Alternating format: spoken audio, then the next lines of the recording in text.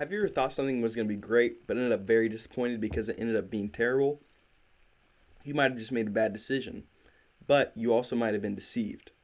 When I started working at the job that I currently have as an employee of McDonald's, I was told I'd get $2,500 yearly assistance for college tuition. Little did I know that I had to work a certain number of hours to get this assistance. I didn't know this until I was trying to get this assistance. So now I have a debt of around $1,000 to Road College that I did not think I was going to have. Was I being deceived? If so, how was I being deceived? And how could I have avoided it? These are all questions that we need to ask ourselves before we accept anything that is being advertised to us.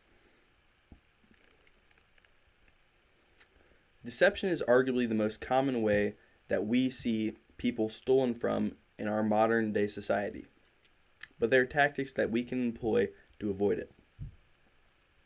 Deception is one word, but there are many forms that it comes in.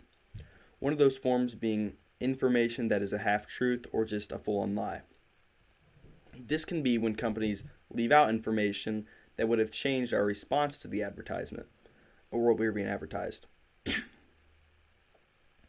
Or one of the other forms is misleading or just deceptive language or terms used. You see this a lot in the food industry or just in other industries that you buy things from every single day. A third form that you can see is deceptive imagery. This is probably the most common one. You see it every day. You see it on your phone, you see it on billboards, you see it everywhere. And this one is also pretty obvious. These are just some of the ways that some of the forms of deception. There are many others. But here's how companies can employ them and employ tactics to deceive us.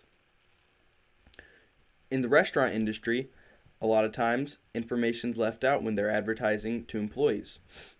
Like, for example, McDonald's told me I could get $2,500, when in reality there were things that I had to do that they didn't want to tell me for the job. Another way they can give you false information is by telling you work environment's going to be great.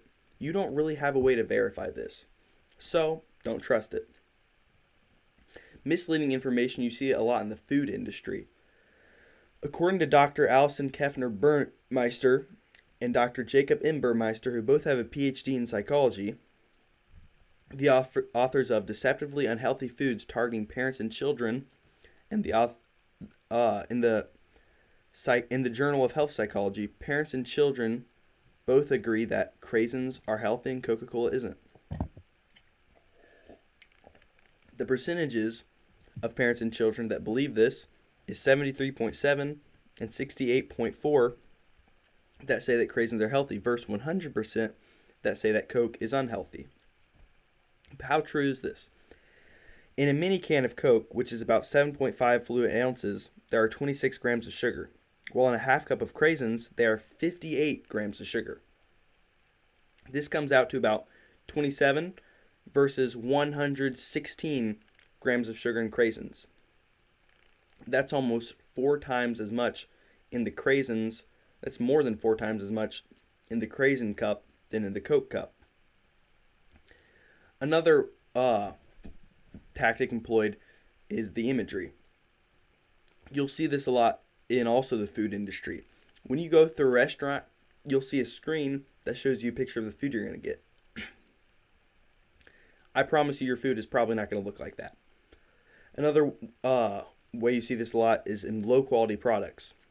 Products that aren't good, so they want to make themselves look better than they actually are. But there are also tactics that we can employ as consumers that can help us avoid being deceived.